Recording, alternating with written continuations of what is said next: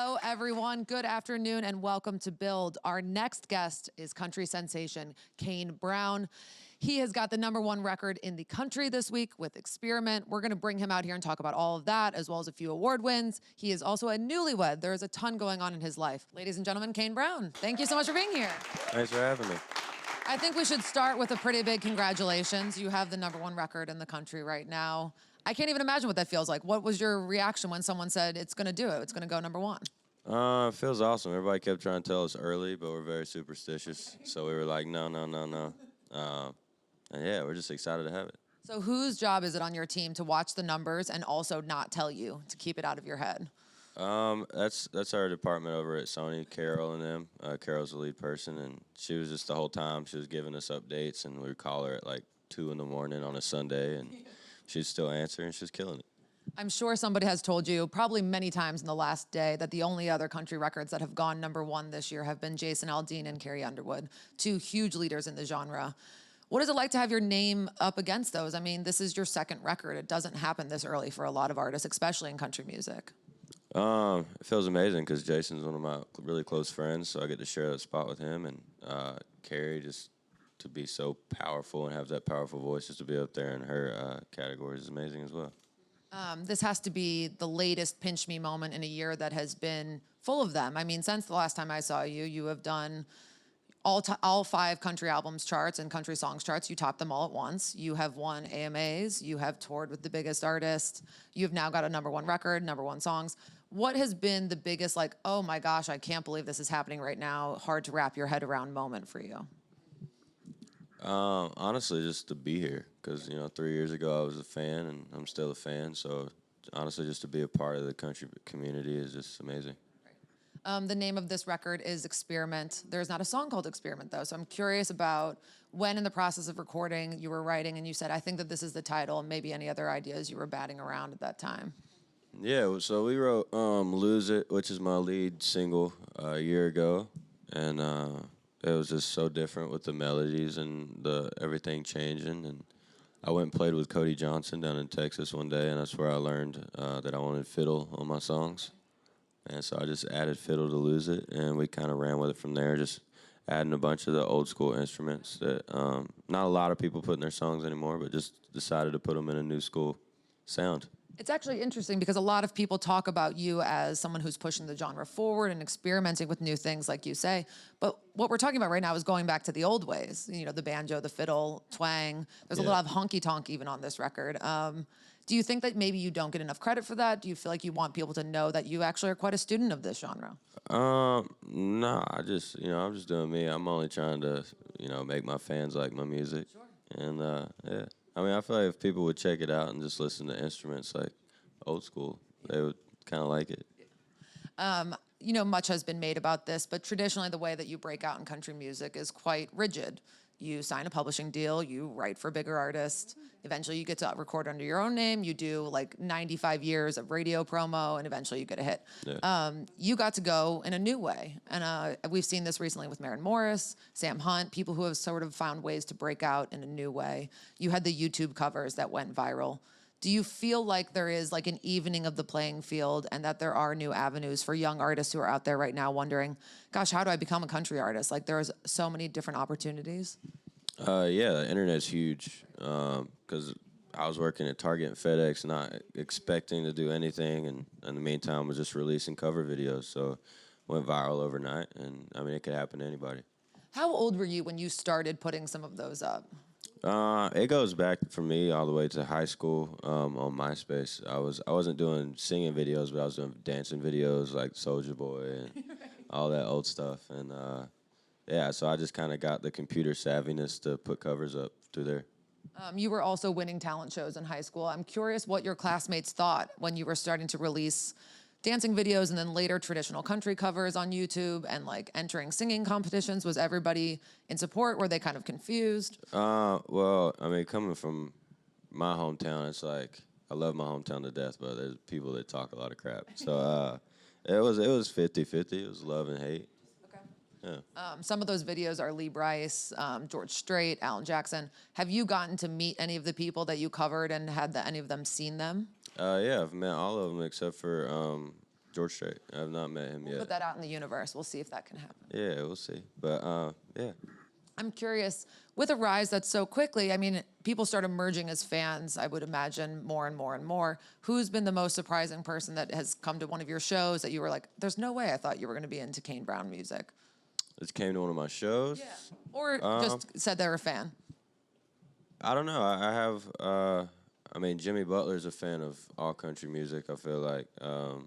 Ed Dixon, he plays for the Seahawks now. He was a North Carolina Panther. Yeah, I hang out with Odell. He don't like country music, though, so he won't come to my house.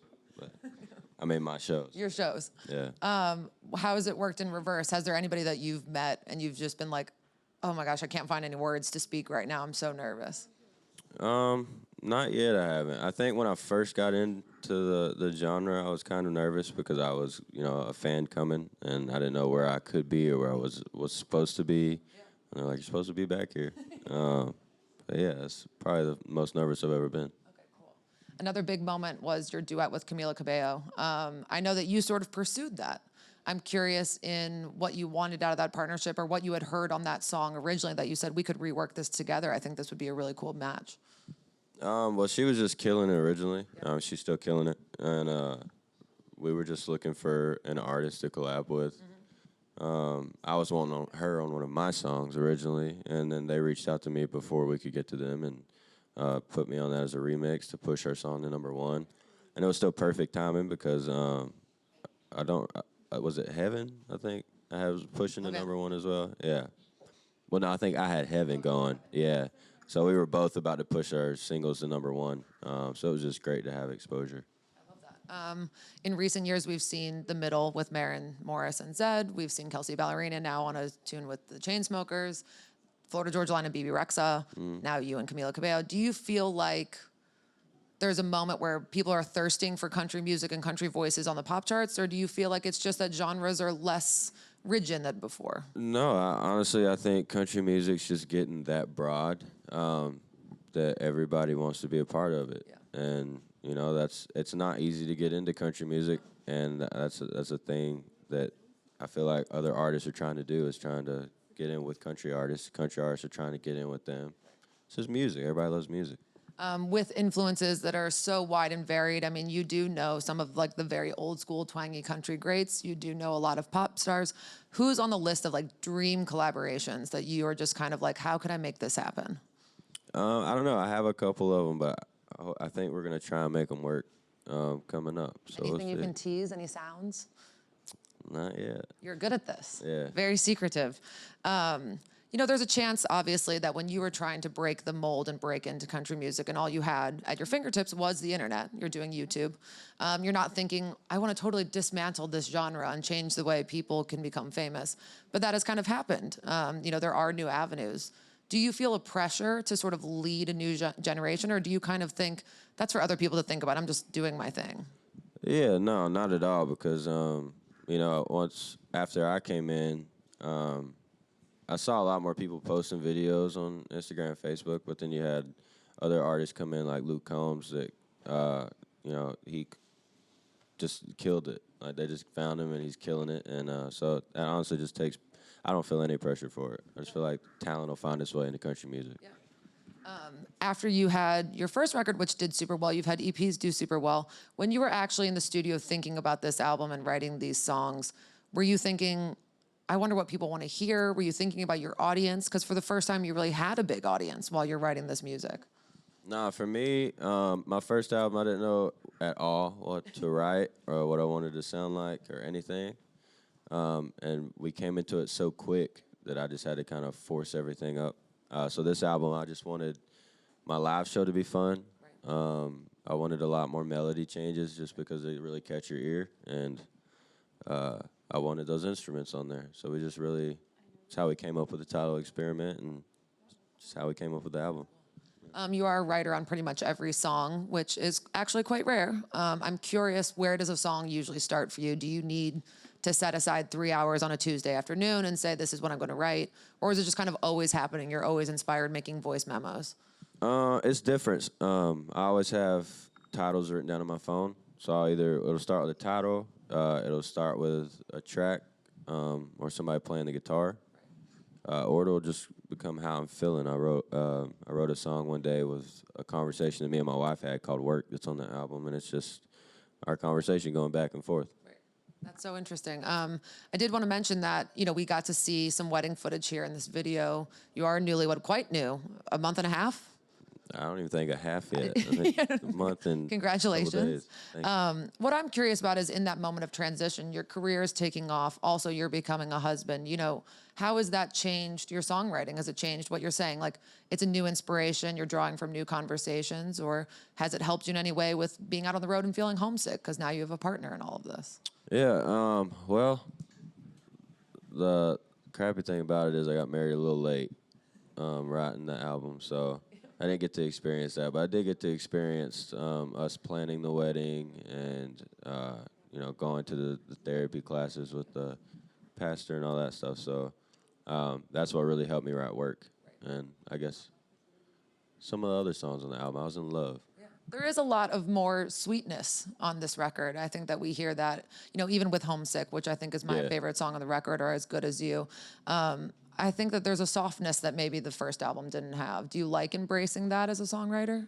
Yeah, I mean, I guess a lot of people thought I was pretty soft the first album. So this next album, I guess I'm pretty soft. But there's a lot of songs on there that are soft, but they're really rocking. Right. So we kind of played both of the sides on them. One song that is pretty much the polar opposite of soft is obviously American Bad Dream. That was written, I know you wrote it in response to the Parkland, Florida shooting. I think that it makes sense in country music, especially after the Route 91 festival shooting. I'm curious, when you first wrote that, did you say, I feel like I have to put this on my record, I have to get this out in the world, or were you nervous in any way about sharing that? Well, I was scared to death when I was writing it. And I was like, I need to make sure that this message tells people that I'm not here, I'm not in the middle, so nobody can really get me on that. But I just wanted to give a message, not tell any sides that I'm on, and just do something that nobody else in country music's doing, and speak about something that they're scared to talk about. Yeah, I will say it has been shocking how scared the genre seems to be to sort of touch on any of those themes. One is gun violence, of course, but the other is sort of racial inequity and all of that.